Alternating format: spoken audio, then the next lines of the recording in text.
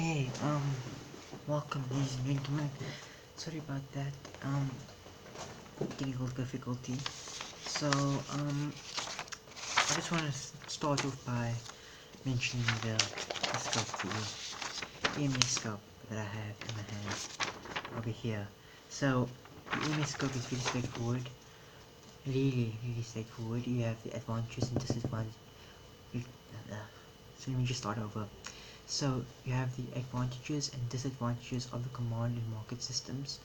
You have the role of four main participants in the economic cycle, and then you have price theory, supply and demand, trade unions, the roles and responsibilities of trade unions, influence of industrial action, business plan, the four pieces of marketing, SWOT analysis, financial literature. You have cash receipts journal, cash payments journal, debtors journal.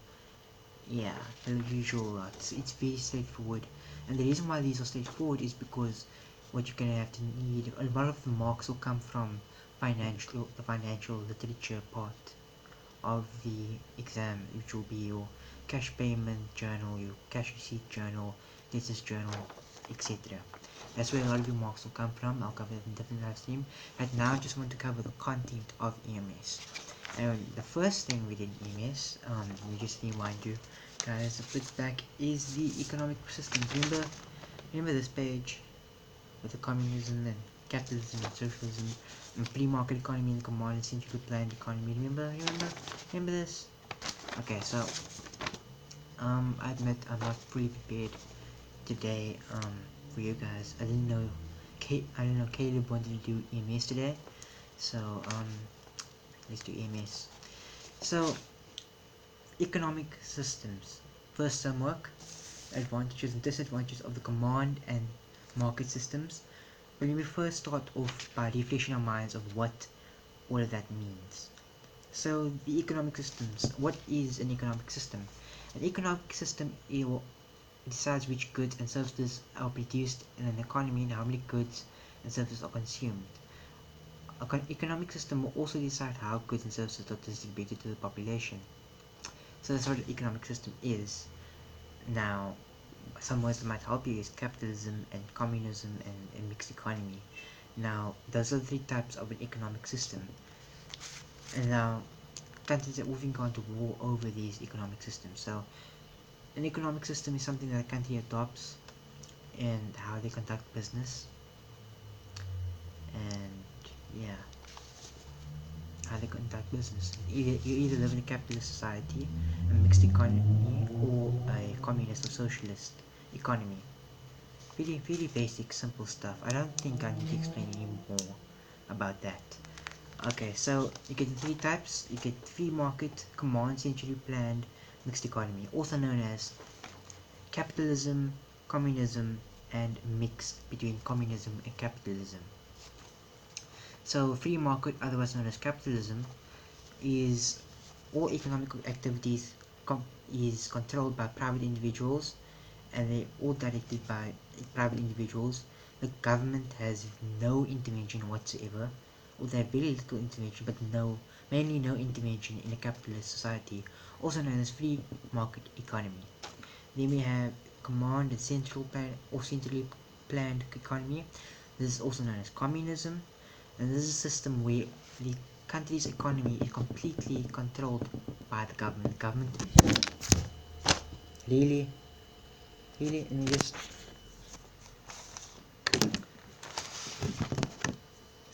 stay, good boy. So this is where, yeah. So simply command a centrally planned economy is where the government controls everything.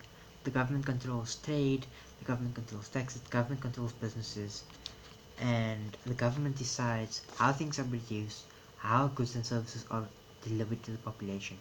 That is communism. Now, a mixed economy is a mix of both, kind of like South Africa. So the government has like they kind of have a hand in our economy, but they kind of also don't. So this is a mixture of so in the note it says it is a mixture of command and free market economy, basically a mixture of capitalism and communism. I don't know why they use all these fancy words, free market and command, centrally planned economy. mixed economy. I don't know why they're using it. It's just capitalism and communism. Anyway, so a mixture of command and a free market economy, and there will be areas of the economy controlled by the government. There will also be areas not controlled by the government. So I can't think of examples right now, but in South Africa we have a few examples of that, and South Africa is an example of a mixed economy. So yeah, just a fresh reminder of free market, centrally planned economy, mixed economy, also known as capitalism, communism, and mixed economy. So now we're getting to what the scope actually tells us to study. The characteristics, advantages, and the disadvantages of different economic systems. So I'm just going to read through this and try to explain it the best I can. Actually, see, it doesn't even say characteristics, it just says advantages and disadvantages. Okay, but I'll go through the characteristics again, just so that we make sure that we know what we're talking about. So, the characteristics of a planned economy, the government of a planned economy. This is the communist economy, the centrally planned economy, according to the notes. So, a planned economy has the three main characteristics. The government decides on the supply of production and the goods of services. The government sets the prices of goods and services, and the consumer demand is predictable and controlled by the government. So, a planned economy, or also known as communist economy, is a more forceful type of an economy because everything is controlled by the government. Everything about the economy is controlled by the government, and also the government owns all the industries. So unlike here in South Africa, we have government controlling the telecommunications and electricity, and then other markets would be controlled by other people, such as Pick and Pay and Woolworths. In a country like such as China, the government controls all the shops. Okay, I mean not necessarily all the shops, but they control mainly all the industries. That's a planned economy. So, and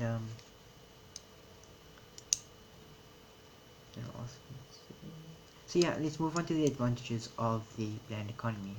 So, government can allocate resources in such a way that will best suit the country's economy. There's almost no unemployment in a planned economy. Absolutely no unemployment in a planned economy. Why? Because the government provides everybody jobs, and only the necessary things are produced. So instead of having KFC, you'll only have bread, because KFC is a want, not necessarily a need. I know that's controversial, but it's true. We have to know the truth.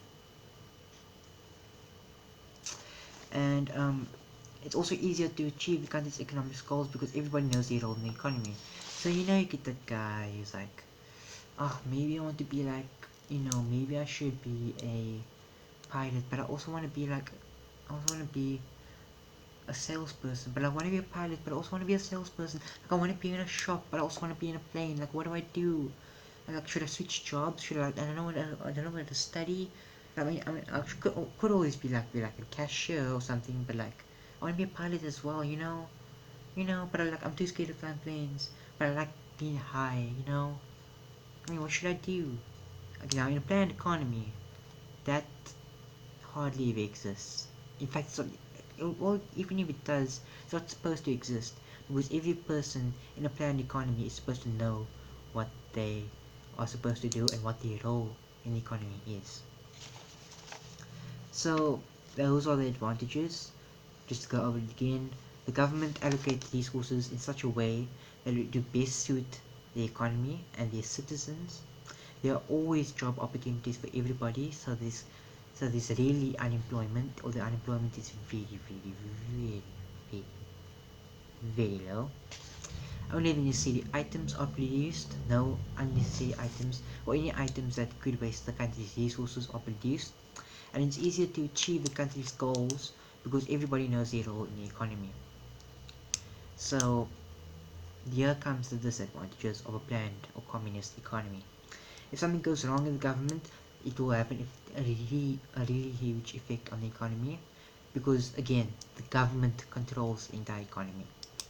The fact that there's no profit means that the businesses won't be able to run efficiently.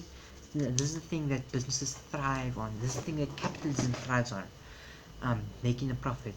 So if you have an economy where you not making a profit and the government has to pay for everything, it's not going to run very efficiently. Pardon me.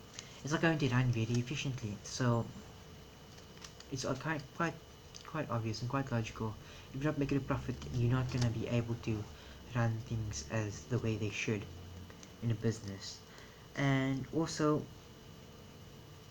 the system of a planned economy, you can't really predict what consumers will buy, because the economy is not actually focused on consumerism. It's focused on just getting what the people need. And the system cannot also promote customer satisfaction and cannot promote growth. So basically, people are kind of like stuck. Yeah, so people kind of like stuck what they have. So if you're poor, you're probably going to stay poor in a planned economy. But then again, a lot of people are supposed to earn the same amount of money in a planned economy, because everybody is supposed to. Okay, let me before I say something controversial. So, just to go over the disadvantages again, if something goes wrong in government, the whole country goes down. There's no profit motive, so that means that businesses cannot run efficiently, and the system can't predict consumer behavior, because the economy is not focused on the needs of the consumer rather than the needs of the making sure that the people. Never mind. And the system cannot predict. Right. The system cannot promote growth and promote customer satisfaction. So those are the disadvantages. Now moving on to the characteristics of a market economy. Anyway. So a market economy was. Why do they always come with these fancy names? Okay, you know what, guys? You know what? I'm just gonna say market economy and free market economy. I'm gonna call that capitalism. Command centrally planned economy, I'm gonna call that communism. Mixed economy, I'm gonna leave it mixed economy because it is literally a mix. And yeah, because all these fancy words, people don't use this when they're referring to these economies. That's why I'm studying so much, because I'm like trying to switch between the text and the mind the entire time. So yeah. Anyway, the characteristics of a capitalist economy. So a capitalist economy has several characteristics. People be like, people buy what they want if they can afford it.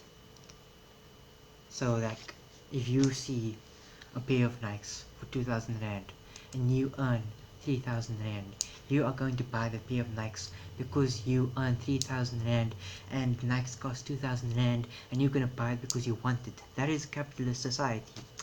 And then money becomes something that's a must. You must have money in a capitalist society.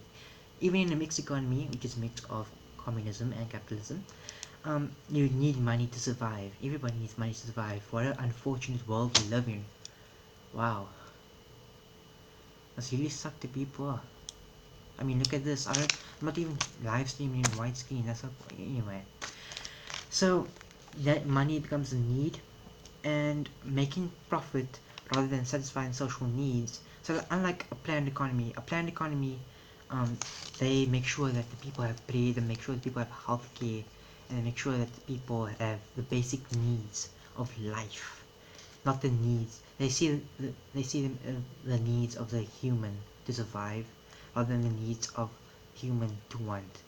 And this is the difference. One of the main differences between a planned economy, between a communist economy and a capitalist economy. Although communist politically is not actually quite never mind. Before I say something controversial, um, so and also one other unfortunate thing about a capitalist society is that a capitalist economy is that workers, they are controlled by the need to earn money. They feel that they have to earn money. In fact, they have to earn money, otherwise they won't survive. So unlike in a communist economy where you work, no matter how much you work, you'll still get your food at the end of the day. You will still be able to survive at the end of the day. In a capitalist society, if you don't work hard enough, then you don't get your piece of bread at the end of the day. You won't get to support your family. You don't get to pay your rent or you pay your electricity, for example. So it's a really sad life that, especially if you are, say for example, a worker that earns only 75 a month. I mean, there are people who earn 75 a month actually, and imagine how they're supposed to survive. Yeah, and and even if the conditions of the work is really, yeah, even if the conditions of the work are really, then they'll have to accept it because they have to earn that money. So even if it means that person have to work as a domestic worker or a janitor, if they earn that money, they have to earn that money to support their family and to support themselves. And goods and services are only available to people who have the money to buy them. So if so, healthcare, for example, in a planned economy, healthcare is available for everyone. But in a capitalist society, in a capitalist economy, you can only get healthcare if you can afford healthcare. I know that's not true for all capitalist economies in the world, but in a lot of capitalist economies in the world. And I'm just reading off my notes because I've studied this for exams, regardless of what my opinion is. So, goods and services, and also, say for example, remember the bread I mentioned earlier in the planned economy, in the communist economy, although they can afford bread, they can, I'm not sure about that, Venezuela, for example, but it's supposed to run like that. A communist economy is planned in a way, in such a way that the people are supposed to earn bread. Everybody's supposed to earn bread. But in a capitalist society, if you cannot afford bread, then you cannot afford bread. You don't get that bread at all. You have to work for it. And then okay, so those are characteristics only. Now let's move on to the advantages of a capitalist economy. I keep on saying society, but I shouldn't say society because I'm not talking about the society, I'm talking about the economy. Because this is EMS, not social sciences. So, yeah. So, the advantages of a capitalist economy. Competitions between different businesses leads to greater efficiency. And most people work harder, even if it means to keep their job. So, like, you know, we always see in movies and television, like, if you don't work hard enough, you're gonna get fired and then eventually work harder. I'm not sure that if that happens in real life, but yeah. There is more innovation to look for products. So now we have smartphones, we have live streaming, we have widescreen televisions, because the companies were trying to innovate and trying to get as many new customers as possible because they were trying to innovate. And many people learn technical and social skills, like me learning economics, sciences, and the knowledge that they need to work in a market economy. A wide variety, you have a wider variety of goods and services you can buy. You can go and so you can go and, like, I don't know. So in a communist economy, people won't necessarily go and buy games. I know this isn't true, but people won't necessarily go and, like, buy a game, okay? Because maybe they too focused on working. And but if we live in a capitalist society, people are more likely to buy. Okay, no, that is terrible. Forget what I just said in the past 30 seconds. So we have a wider variety of goods, wider selection of goods, and that in a capitalist economy than in a planned economy. Thus, notes are so outdated. I don't know why we still use them. Why don't we get newer notes? Why? Who wrote this? Oxford. I can't mention the name because of copyright. So, again, if I say something wrong, and if my eyes are looking down, it means it's no, it's the textbook's problem, not mine. And I have to memorize what's in the textbook in order to answer what's in the exam paper, which is actually quite unfortunate. Quite an unfortunate situation we live in. Yeah. So those are the advantages of market economy. So now the disadvantages of market economy, stuff that makes anonymous really, really angry. So capital investments are made for profit. Okay, so they're not. So the businesses aren't actually care. They don't really care about the people. They don't really care about you or me. They only care about profit and making money. Workers are often exploited, and they often get low wages, so that the people on top can make better and bigger money, more money. Where's my vocabulary going? And unemployment increases when there's not enough demand for goods. So you'll see this, say for example, you have a really great restaurant, and it's doing well, and it can employ such a lot of people, but then like after, say say a new restaurant opens up somewhere else, and then that restaurant it's not able to employ people anymore because they have to cut that because of the low demand for services from that particular restaurant. Just an example. And then it is growing inequality in a capitalist society. So you'll see this not only in a capitalist society, but also in a mixed economy, capitalist economy. You'll also see this in a mixed economy as well. So the poor keep on getting poorer and the rich keep on getting richer. That's also another disadvantage of a market economy. There is an increase in crimes because people are so desperate to get money. They are willing to rob other people, rob banks in order to get money. And there's damage of the natural environment. Right now we heard of the Dakota pipeline. That's right now people are protesting against it, but the people behind the pipeline, they don't really care because all they care about is profit. So environment gets destroyed, and in an economic crisis, the disadvantages outweigh the advantages. So if say for example, a communist economy gets an economic crisis, they would still try and provide the people with the basic needs in order to survive as a human being. Whereas in a capitalist society, if you cannot afford it, like I mentioned earlier, if you can't afford it, you still can't afford it. So regardless, the government doesn't care about you. We live in a completely capitalist economy. And in a nutshell, that was the advantages and the disadvantages of capitalist economy. Now we're going to get down to South Africa's economy, and that is the next one. And I know there are probably some people thinking, we could just control the economy. It's a capitalist economy because it's a communist economy because the does control everything. That is not exactly true, but they do control some things. It's actually called state capture. So yeah, I agree with you.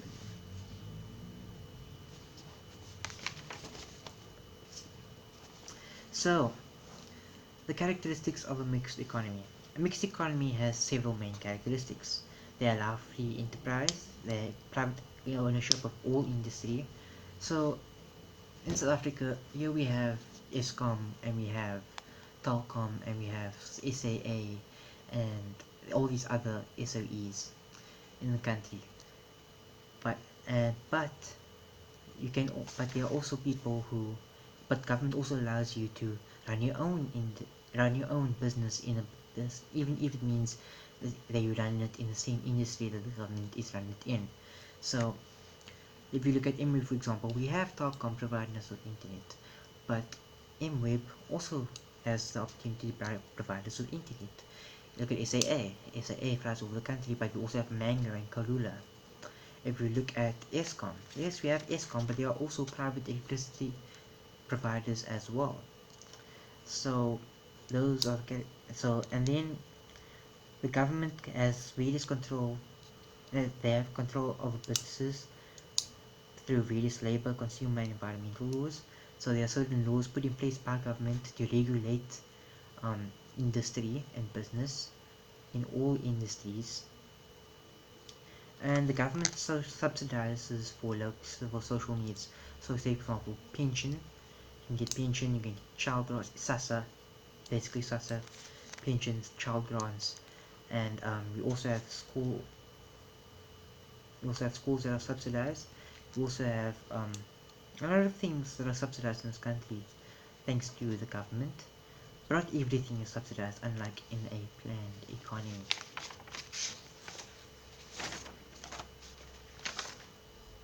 So yeah, we now obviously the disadvantages of a mixed. Oh, that's interesting. Mixed economy wasn't even on the scope, so it was only advantages and disadvantages of a planned economy and a market economy, also known as communism and capitalism. So now we're going to move on to the participants in the economy and economic cycle. Now, what is the economic cycle? Again, rewind to term 1. Remember when you all said 2016 is going to be one of the best years? Yeah, that long ago. So, there are 4 participants in the economic cycle. You get your households, businesses, governments, and you get the foreign sector. So, households. Where is the foreign sector in this page? Again, those people, there's no, they say and foreign sector, but there's no foreign sector included in this page. Anyway, so households. So households, we all know what a household is. We have your mom, you have your dad, you have the children who go to school or university. That's your household. Now the household, what comes out of a household is your labor, and also what comes out of a household is consumers. So those laborers, they go to businesses. They work for the businesses and also buy from businesses, and they also pay taxes to the government. So when they buy from businesses also pay taxes to the government. Everybody has to pay taxes to the government, and when they work for businesses, they're also able to buy money. They're also able to buy goods with their money that they earn from another business, and then those businesses pay. In exchange for money, those businesses offer the household goods and services. Now, the households, they pay tax, and the businesses also pay tax. And in return, the government provides businesses with financial aid, with services such as water and electricity, and the same with the households. The government provides households with electricity and water and service delivery, etc. So yeah, that is. And the foreign sector, I'm trying to find. I'm guessing that the foreign sector just invests. I didn't actually get the foreign sector. I remember I got that in the term 2 exam and I just didn't get it. So yeah. Now, I didn't know we were going to move on so quickly, so we're just going to quickly go on to. Really, I thought the economic cycle was going to take like an entire 15 minutes or 20 minutes to explain. But that's done. So, and economic systems also done. So now all that's left is supply and demand. And then we're done with term 1 and term 2. Term 3 work is just as a reminder. Term 3 work, it will be trade unions and the business plan, and I'll try and make another I'll try to make another live stream just to cover the journals. My battery is going. Why is it like this? There we go. So I'll try and make another stream for the financial literature, but right now, just the content I can focus on, because financial literature is more of a practical subject. You know what I mean? Yeah. Oh, and you guys, I'm also planning a live stream for the US presidential election tomorrow night, South African time. So if you want to tune in, if you want to spend the night with me, feel free to come back to this channel. So, price theory, supply and demand. So, remember that rule that Miss taught us, where the more the demand kind of like lower the supply, and like the higher the supply, the lower the demand. And then we had to like do this graph and everything. So yeah, this is the thing that I'm talking about. So first of all, I'm going to talk about the law of demand. Demand is the quantity of goods and services that consumers will buy at a particular price. The law of demand states that consumers will buy more of a product if the price is lower, and the less of a product when the price is higher. And this is basic logic. If you say, for example, you have a let me just compare two products quickly. There we go. These blue pens. So this pen costs 10 rand, and this pen costs 11 rand. Which pen are you more likely to buy? You're likely to buy this pen. Although, because it's the same quality, and it's both blue pens, and consumers are more likely to buy this one because it's cheaper. Now, if this pen had to eventually shoot up to say 12 or 13 rand, the customers would rather go and buy this pen, which costs 11 rand. And yeah, so that's not only does this work in competition, but for all businesses, if your blade is really expensive, don't expect a lot of customers to come buy your blade. But if your blade is like super cheap, a lot of people will buy it, and the demand will be higher.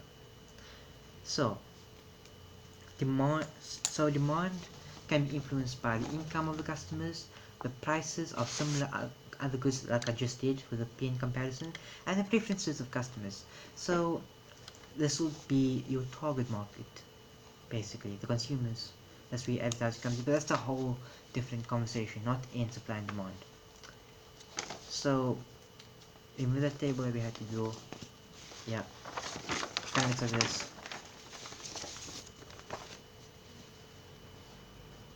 Don't know if you can see that. Is it mirrored? Oh my goodness, it's mirrored. Let me just switch the camera quickly.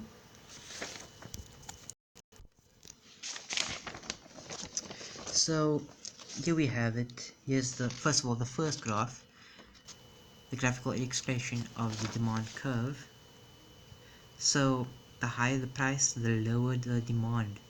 As you can see, a very straight line. Really surprising, actually. Just really straight.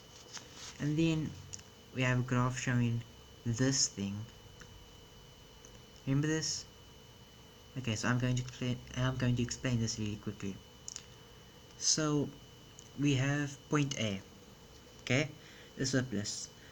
If the price of blade were to increase to a price of 8 rand, the market would be in disequilibrium. At the price of 8 rand, the quantity supplied will exceed the demand, and there will be a surplus of blade. So this would indicate the point. So this is indicated on the graph at point A and B. Yeah. Okay, so the green line will be the supply curve, and the orange line is the demand. So here, so what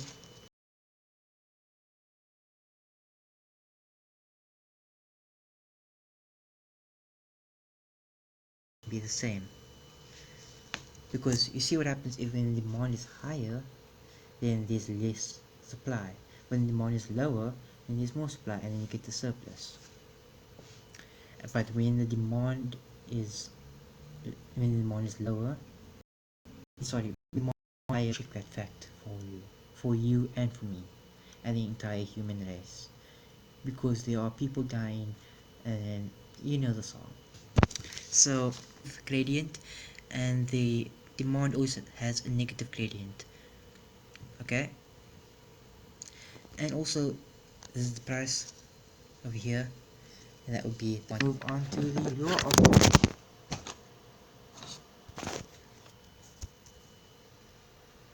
thank you kite rides. Thank you, kite rides. The show is so interesting. Thank you, I really appreciate that. So the law of supply states that as the prices of goods and services increase, the quantity of goods and services offered by suppliers increase. So what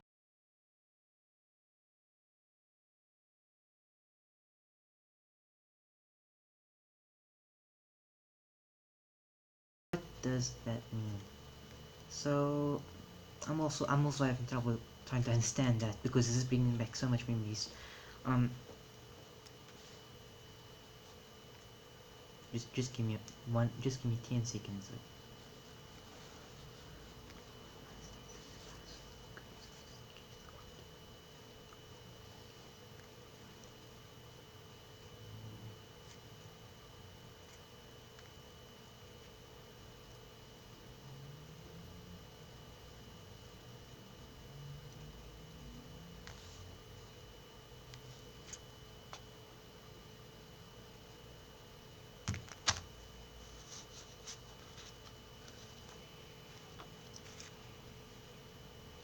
Okay, so there's another thing about money that I don't understand. The law of supply, and let me just explain to you the law of supply quickly. So when the price is low, then the supplier will try and provide as little as possible for the customer, as little quantity as possible. When the price is higher, they try to provide as much um, quantity as possible. So here they give an example of the price of a pen. The price of a pen is 2 rand. The quantity supplied is 20 pens. But if the pen is 4 rand, the amount of pens that's available will be 40. And if the price of a pen is 6 rand, then the amount of pens available will be 60 rand. And I'm just thinking to myself, why would you do that? If something is lower, obviously customers are more likely to buy more of that product. But when it's higher, they're more likely to not buy from that product. I know the more you earn money, the more you're able to buy, but then why are you raising the price? And that for me just doesn't. And then the reasoning for it is that an increase in supply is aimed at increasing the total profits. I know I'm just in grade 9, and I might not understand yet, but I really don't understand this. I know it, but I don't understand this. And that's the magic of studying and memorizing things. You just memorize and you study things that you don't understand, but you know you have to memorize it because you have to pass through school, and then you have to get a job, and then you have to work and work and work, and then after you work you want to enjoy your life, but you can't because you work your entire life off, because and now you have like back pain, you have leg pain, you have pain all over your body, and you live off pension that you, and you're like your children's horrible to you, and your wife just died, and you can't enjoy your life, and afterwards you just die. You work and you work, you have this few time left on this planet, and you just die. And that is the evil of this world. You just work and you die. And you work to benefit a few people so they can enjoy their lives.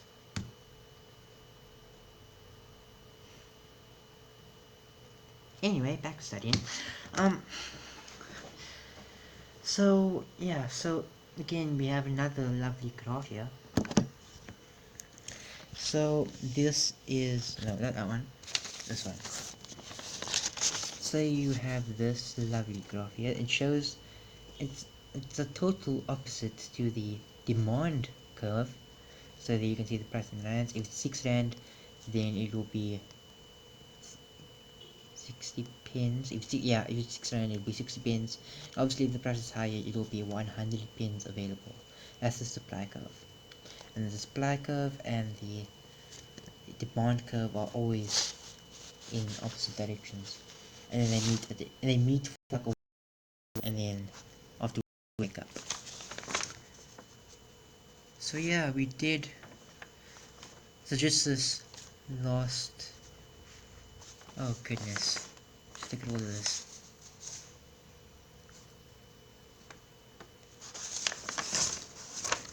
Anyway, so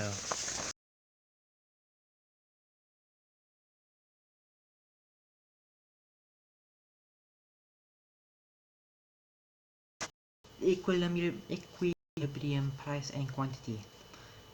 So the market equilibrium is the point where the the demand curve and supply curve meet. Okay, and they kind of get into a really short relationship before they go on their own paths again. So market equilibrium price, according to these notes, is the point at which some demand and supply are the same, like I just said. So, for say for example, the price of a Ford and at the tuck shop supplied 50 samosas, and the consumers demanded 50 samosas. If you don't know what a samosa is, Google it. I'll give you 10 seconds. I'm gonna fetch a glass of water.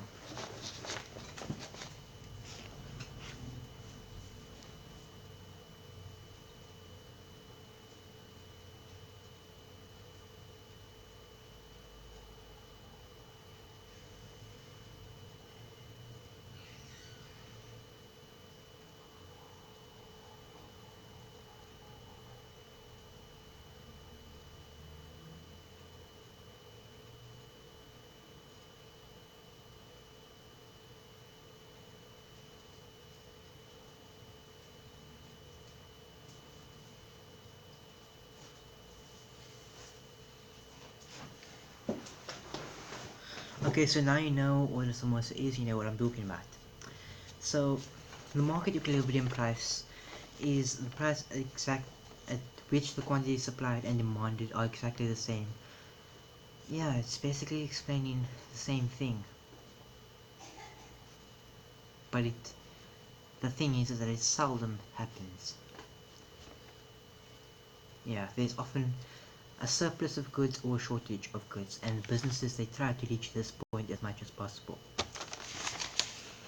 So, I'm going to cover factors that can cause a change in demand in the consumer. So the price, if the price is too high, they're obviously not going to buy it. The amount of money, if they have, say for example, you selling an iPhone to a bunch of people who only earn 1,000 rand a month. Okay, even 500 rand a month. Those people can only afford an Android phone. They can't afford an iPhone 7, by the way. They cannot afford an iPhone 7, but you're advertising, you're selling it in a place where people earn only 500 rand a month. So advertising, if you effectively advertise a particular product, then maybe those people earn 500 rand, maybe they'll just save up and buy the new iPhone 7 or the Note 7 could work, but as long as you have a good advertising campaign. Yes, I'm being sarcastic. But seriously though, if you have a really great advertising campaign, studies have, I think everybody knows, if you have a successful advertising campaign and you advertise to people who are willing to buy anything, then you will see you will see an increase in sales. Weather conditions. You can't sell a bikini in the middle of winter. You can't sell a bikini in the middle of winter, and you cannot sell an umbrella unless it's a beach umbrella. You cannot sell a rain umbrella in the middle of summer either. And the price of the competition, aka the price of other products. So yeah, price of other products. So consumers will rather go for the other. So say for example you have a Galaxy S7 and you have the iPhone 7, and the Galaxy S7 just happens to be cheaper than the iPhone 7, and people will go for the Samsung Galaxy S7 rather than the iPhone 7 simply because it's cheaper. Then you get the price of other products. So this happens a lot in South Africa. If the price of petrol increases, or the price of something in the production increases, then the price will go up. And also people people have to budget for certain things. So say for example, the price of electricity goes up, or the price of something necessary to survive goes up, then the consumer will be least likely to buy your product because it's so expensive and they have to save up for something else. And then also trends. If for some reason, say for example, you have a kid in the area, he wears Adidas, and then everybody around is wearing Nike, he's gonna feel compelled to wear Nike. Say for example, someone is doing the worm. Someone's just chilling okay, not chilling, but someone's just doing the worm, and everybody else around him is dabbing. He's going to want to dab. Or maybe someone's just standing and just standing there, and then out of the blue, somebody says, "You know what? Actually, I really like um um uh."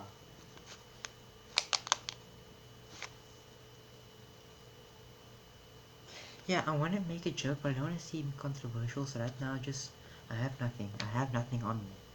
But you get the idea. If something is trendy, not only peer pressure, but even if the person is doing nothing, he's going to want to feel compelled to do the same thing. So the same thing happens with phones. People will be like, oh, you must get a new phone. It's trend. People don't actually buy it because they want to buy a phone. People buy it because they want to buy the trend. They want to jump to the bandwagon. And then the change. So now we're going to move on to the change of in quantity or supplies, or the change in the producer or the supplier. So the price of the product, the higher the price, the more the producer will supply. When prices are low, they will decrease the supply. Obviously, this makes sense because when the price is low, also, when the price is high, that means the economy is good and then consumers are able to afford that. When the price is low, then that means the state of the economy isn't that great, and the consumers need to do something affordable, and to supply. And yeah, so this so not so producers don't lower prices for fun. They don't lower prices for you to enjoy. They lower prices so that you can buy their product. So, and also the cost of production. If the product is cheap to produce, the more that product will be available, and vice versa. And the method of production. So, say for example, something's handmade. It's going to be much longer to create a thing than if it's created from the machine.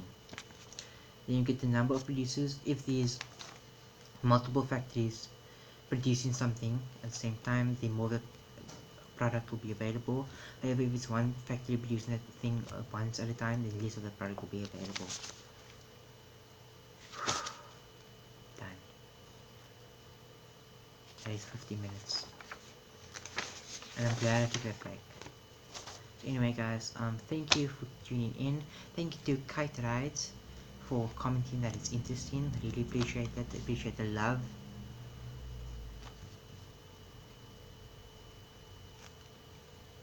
Anyway, I don't know what was that. I don't know what that was.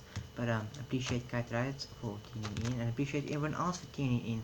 Unfortunately, I cannot see the view count here. My stream, I can't see it. I can't see the view count in real time. But I know it's something else.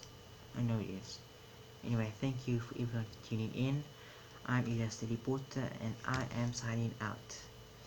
This is gonna be really awkward because I'm gonna be here for a few seconds. I'm gonna end the broadcast, but I'm signing out. Bye. See, I told you this.